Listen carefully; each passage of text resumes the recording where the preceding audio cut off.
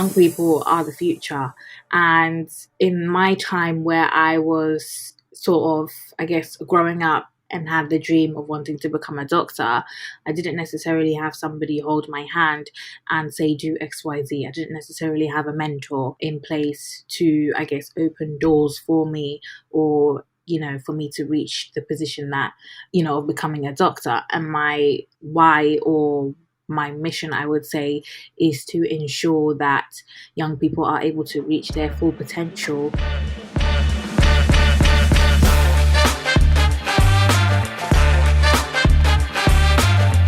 Let's face it, burnout amongst doctors is sky high, and we're actively seeking other ways to make the most of our transferable skills beyond the usual career pathways. Welcome to Disrupting Doctors' Careers. I'm your host, Dr. Abena Babbas-Jones, and I'm on a mission to connect 1 million doctors across the world with the best in diverse career opportunities.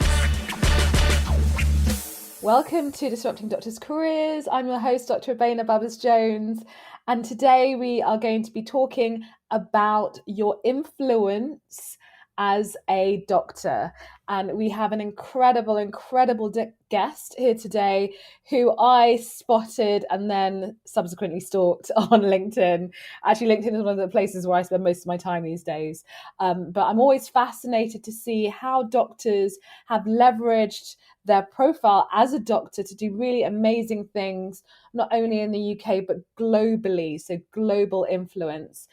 So it's my pleasure to welcome Dr. Khadija Owusu, who is a doctor, but also a changemaker, leader, agent, TED speaker, director of so many different organizations I can't even start. And she's also been interviewed with or by Michelle Obama at the White House. So she will tell us more about how she's been doing all of that and partnerships with LinkedIn, 20,000 followers she's hit recently. Like, oh my gosh, there's so much here. And we're not even going to cover all of it, but we're going to get a few really important nuggets that you can use in your own career journey if you were thinking, how can I leverage my personal brand as a doctor to impact the world, right? So this is why we're here, right? So welcome. Thank you so much for having me. I wasn't expecting that introduction, but thank you so much. No worries. So let's start from the beginning. As I said, I've been stalking your LinkedIn profile, and one of the things that recently stood out, I think a few months ago, was your involvement with the UN, which you announced on LinkedIn. And my first thoughts was like, oh my God, my mum would love to be your mum, because that's what my mum would want me to be doing, right? What I'm doing now is just never going to be good enough, and that's a joke. But yeah, so I'd love to hear more about, you graduated from medical school 21, was it? Yes, 2021. So tell me, where did this journey start for you when it came to thinking globally, impacting globally? Ooh, thinking globally. I would say 2 stages. I think for me personally, one thing I always would commend my mum about is the fact that when we were very young, she really ensured that we were very connected to our roots back home. So growing up, I've always had the perspective of, yes, I'm born and raised in the UK, but also I have roots somewhat globally, but my roots are also in Ghana. So I've always known that, okay, I have 2 homes in mind, and therefore there are 2 populations or 2 groups of people that I must serve.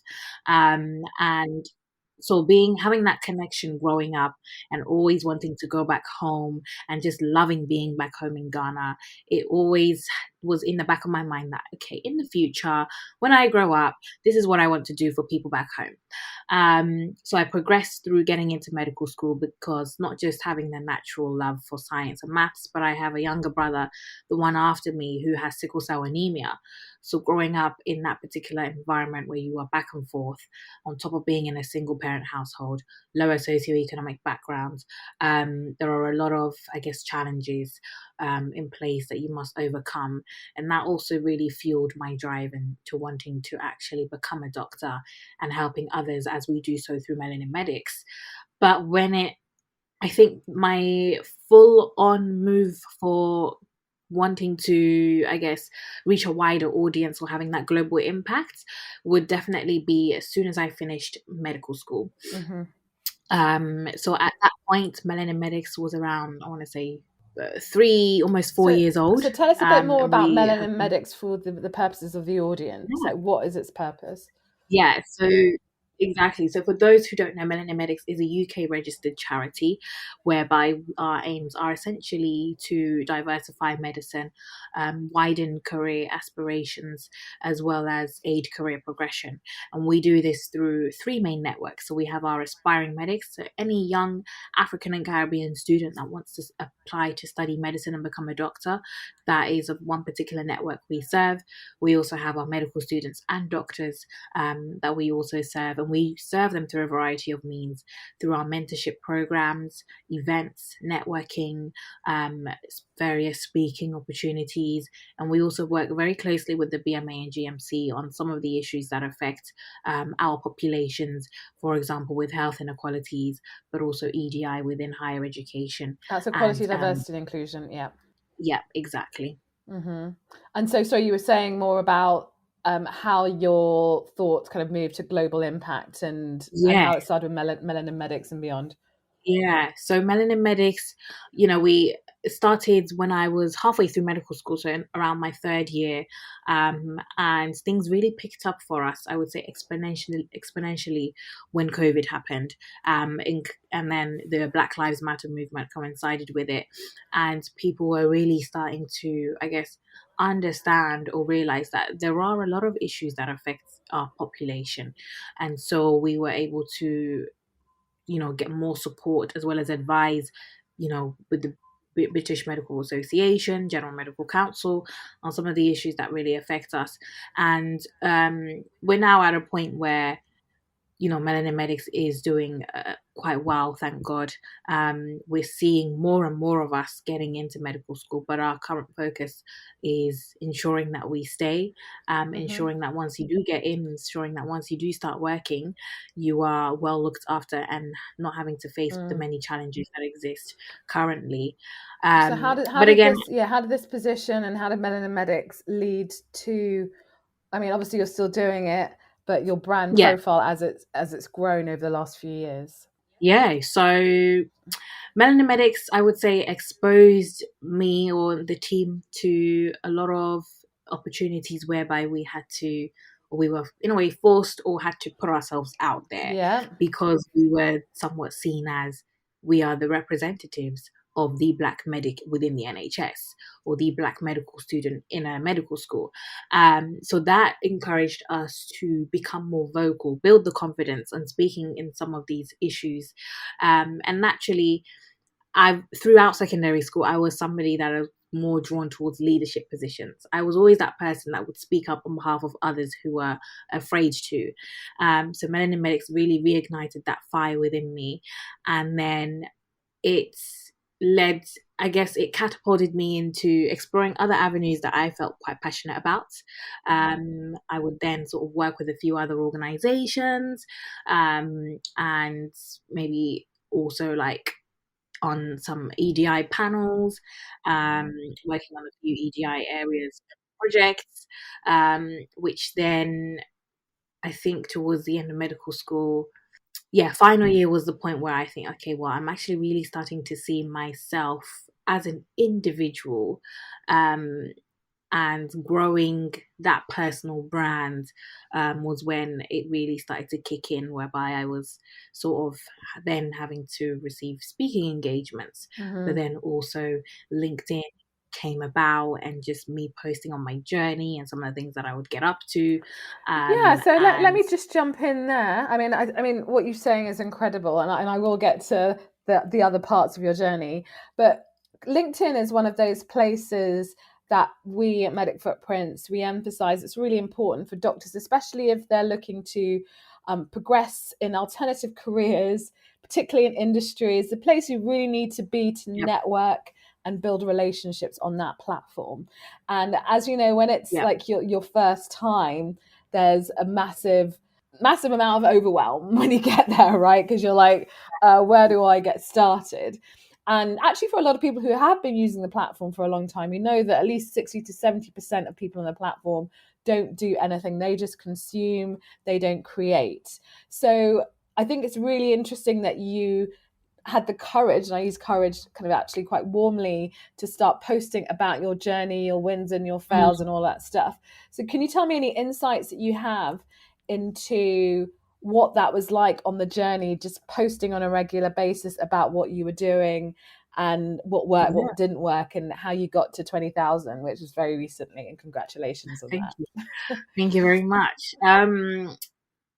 I sometimes struggle to find exactly when I joined LinkedIn, and then probably I would say I took it more seriously, I guess probably almost or just under 2 years ago. But again, as you mentioned, like LinkedIn, back when I was sort of starting on it, when you mentioned LinkedIn to a medic, they would think, well, what's the point? What do you need that for? Just the whole idea of medics exploring beyond the field of medicine was somewhat seen as a bit of a taboo, because it's seen as, you're a doctor, what else do you need, kind of thing. What's the point in exploring something else? But nowadays, it's so amazing to see so many more medics sharing and creating content on LinkedIn. It's amazing. But I decided to take it a bit more seriously, I would say, towards probably just about 2 years ago, where I would just literally post on, it could be anything melanin medics related, it could be, or maybe this is a particular issue that is going on within healthcare affecting Black people. These are my thoughts. It could have been, maybe I graduated from this, achieved that. This is something that I learned recently, something that I was told and therefore felt I needed to share. Literally anything. And people have the misconception that you just come and say, oh, I received this, I won this, I won that. That's not exactly what LinkedIn is about. And I remember also using it as an opportunity to find mentors.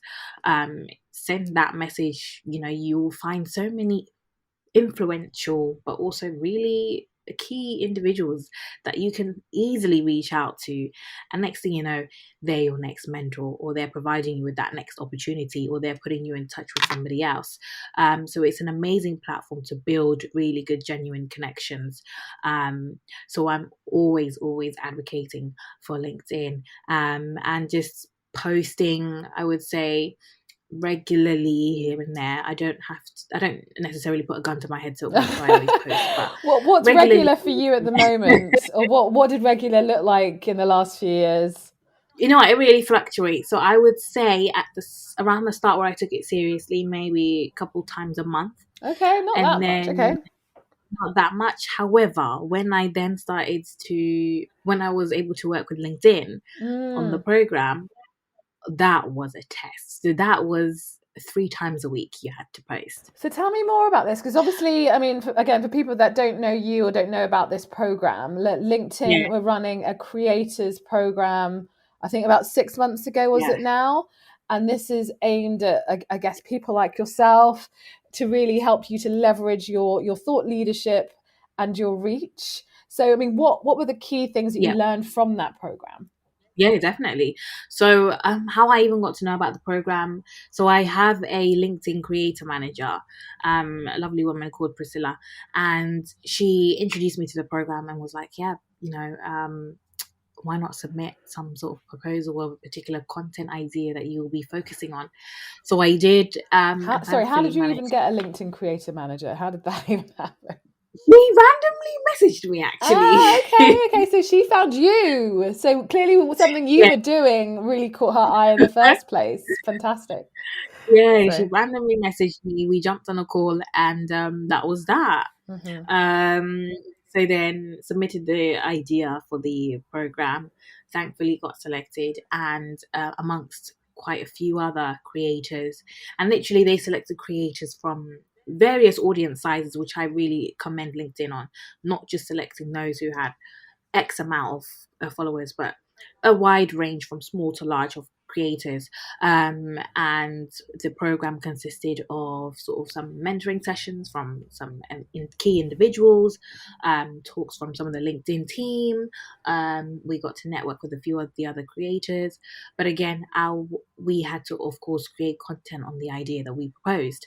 And that consisted of creating content at least 3 times a week of various formats, which was tough. It was challenging. I'm naturally somebody that I will post content where I get the feeling to, whenever I get the Yeah, feeling to like want to share organically something. rather than, oh, I've got to, as you Yeah, said, gun to the head. organically. Yeah. Right. So to have the requirement of 3 times a week was a bit challenging, but um, and knowing that you didn't really have much time to plan ahead also added a bit more to the difficulty. But overall, it was really great. It trains you to become more consistent in producing content, and following on from there, I sometimes make sure that I'm posting at least once or twice a week, and it was able to build that discipline, and you notice the, I guess, growth when you are a bit more consistent in showing up on LinkedIn. And when you say consistency, is it just the number of times you posted in the week, or is it the times or the days or the type of content or a bit of everything? So I think I think it's different for everybody. For me, what I've noticed, what works for me is what I think generally in regards to timing, with LinkedIn, I think generally mornings are the best, weekdays are the best. And for me personally, what kind of posts works? It's usually single image posts whereby I have text and a single image. That's what I've noticed has worked for me over the years. But again, it's different for everybody.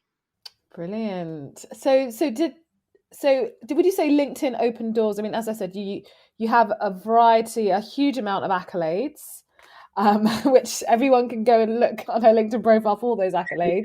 But do you feel like that opened doors for all of the other things you were doing, or complemented that?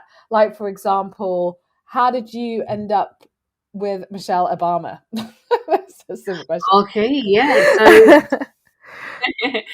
with Michelle Obama, that has actually stemmed from years ago from secondary school. So Okay. she's managed to build an amazing relationship with my secondary school, and my first Elizabeth Garrett encounter with Anderson. yeah, exactly. Mm-hmm. My first encounter with her was when I was in year seven. I was in the choir, and we were preparing for a show. They said a special guest. Usually, you think it's a local superstar that they're so obsessed with, but the day comes, and so much security, so much media, and we're thinking, who on earth is coming to our school? It's a normal state school in North London. Like, we're not special. We used to have a bad rep. I Who's have coming heard of here? Elizabeth Garrett Anderson though, so I wouldn't say it was a normal state school. I think it's got pretty good reputation as far as I know. Yeah, But there you go. So especially now. and Definitely, it's it's always produced someone like you, so oh um, yeah, it's now.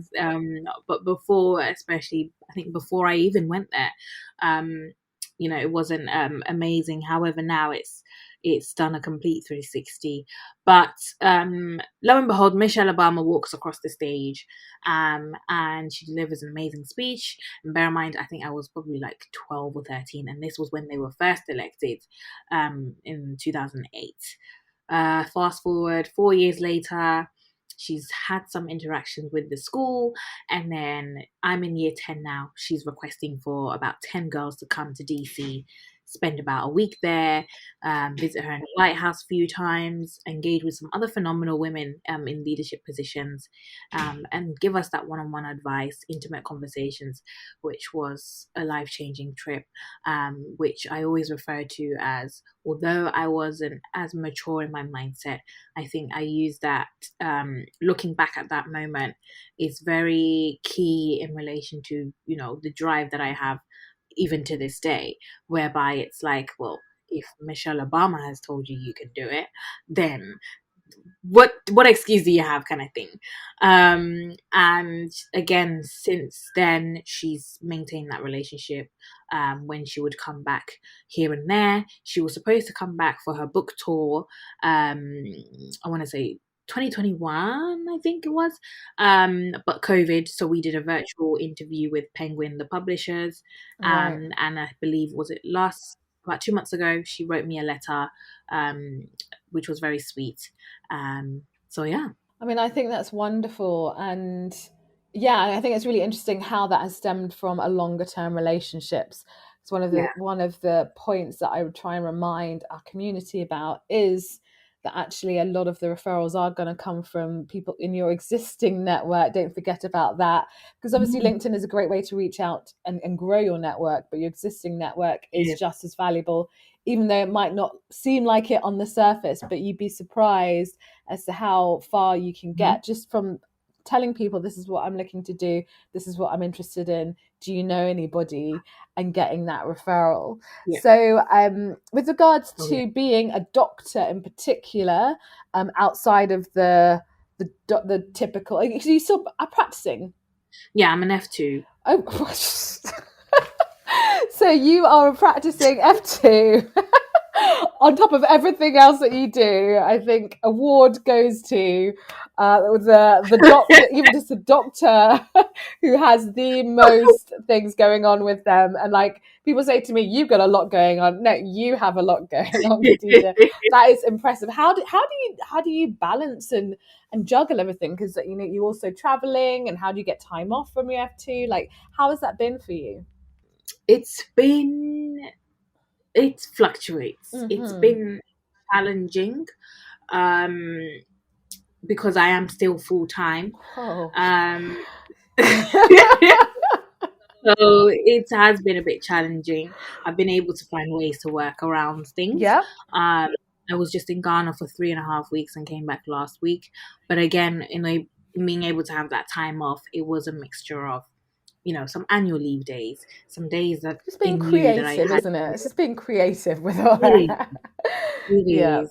Um, Trying to combine as much as you can, in order to make sure that I can sort of reach or fulfill my other duties as well. Mm.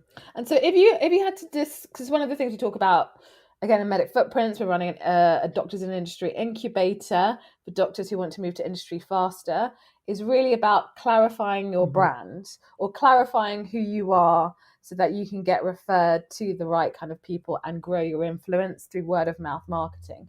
So how would you clarify Dr. Khadija Owusu? How do you describe yourself in a sentence? Oh, Not a hard test, but like, yeah, what do you tell people? It's like, oh, what do you do? What do you say? yeah.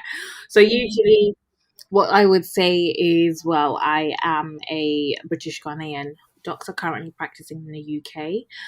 Also a social entrepreneur running two charities, one in the UK called Melanin Medics and the other in Ghana called Akaya, as well as serve as an ambassador and advisor to a few other organizations.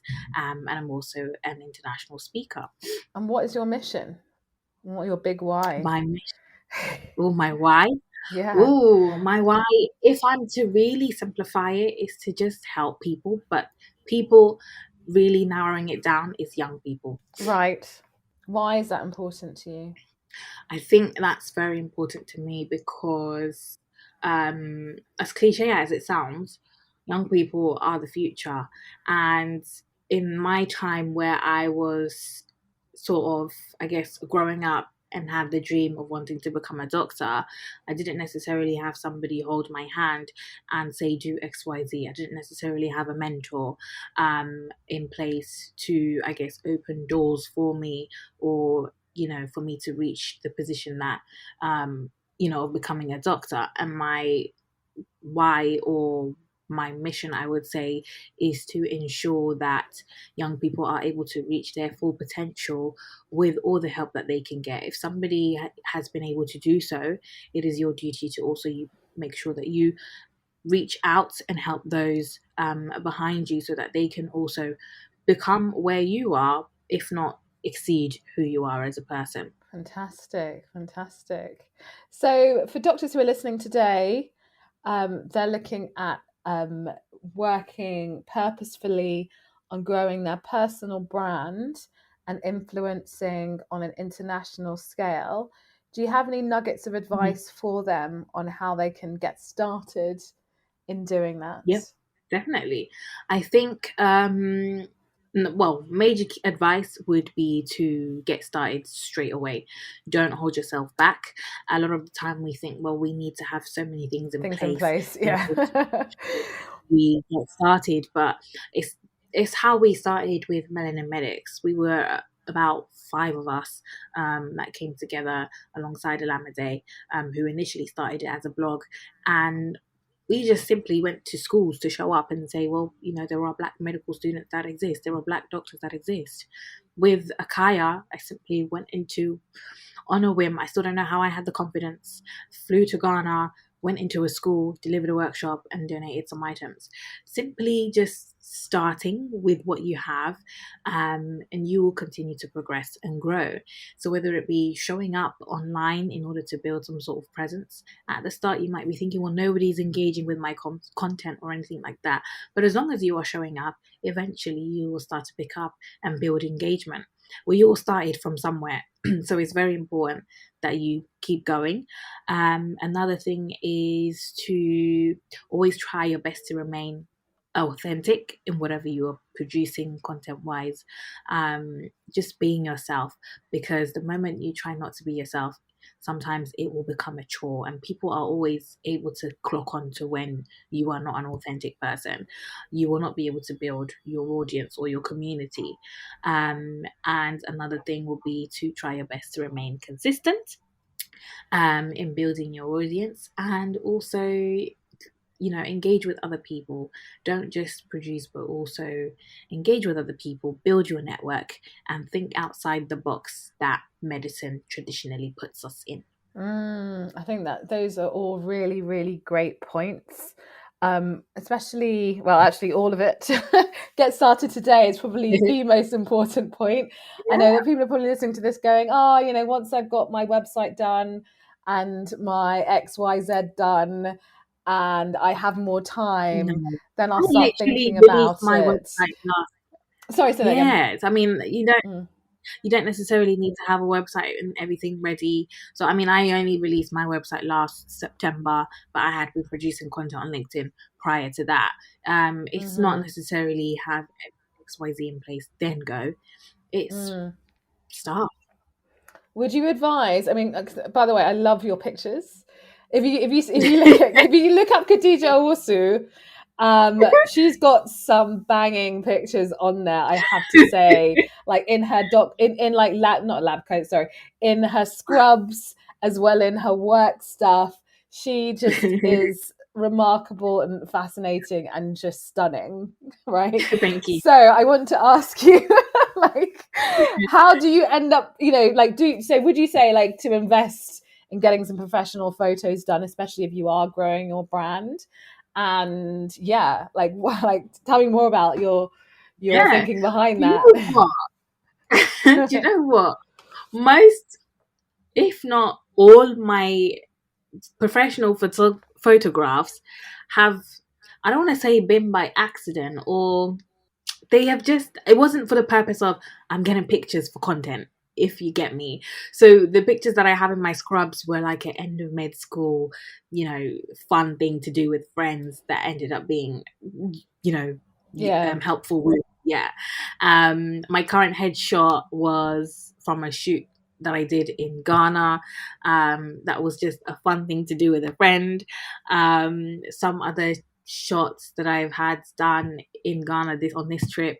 One was I was having brunch somewhere. Somebody recognized me from LinkedIn, and he was a photographer. And he's like, "Oh my gosh, can I take your pictures outside the Oh my restaurant?" gosh, so they'd seen your photos already, and it was like, oh my gosh, yeah, amazing. um, but you know what? Investing in yourself is definitely crucial. I think most importantly, have a great headshot. If you don't necessarily have to go and look for a photographer, if you're able to use your phone camera initially, then fine, because your headshot is what people will initially see anyway. And eventually, if you are somebody that is you're being booked for speaking engagements or whatever, this is an image that you will submit and it will be showcased. So I guess invest in making sure that you have a great headshot, if anything. Awesome. And one of my last questions, actually, I'm really glad that you brought it up, is about the whole public speaking engagement. So, as you know, as doctors, Mm-hmm. we are very much used to public speaking and presentations and all of that jazz. But what we're not Hmm. used to is doing public speaking engagements outside of the traditional medicine Yeah. box and putting a value or a price to it. So, like, Mm. how would you advise doctors who want to really develop themselves as public speakers professionally and put a Hmm. value to it? Like, what would you advise? Yeah, definitely. I think that's a really important question because Mm, in in healthcare especially, it can be quite hard. And I would say for me, getting or being able to build that professional aspect of my speaking, obviously a lot it's taken quite a few years. Millennium Medics has been a platform for me to practice the skill that I've always sort of developed from quite a young age.